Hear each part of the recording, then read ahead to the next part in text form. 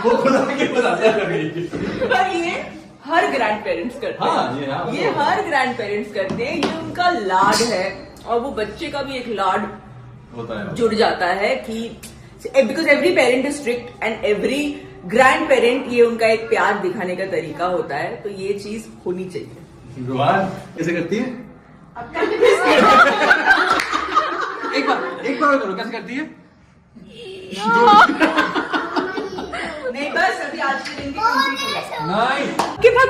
Hey guys, अस्सलाम वालेकुम friends. Ruhaan की खुशी दीपिका के लिए सबसे ज़्यादा मायने रखती है। यहाँ पे रूहान की खुशी के लिए दीपिका रूहान को पहली बार मोहदा लेके आई है और मोहदा को आते ही रूहान को मिठाई पसंद आ गई। यहाँ पे वो अपनी नानी को भी बहुत ज़्यादा मिस कर रहा है, क्योंकि नानी से दूर होते हुए उसे काफ़ी दिन हो गए हैं। फाइनली दीपिका, शोएब सब लोग मुंबई लौट चुके। वीडियो पसंद आए तो वीडियो को लाइक, चैनल को सब्सक्राइब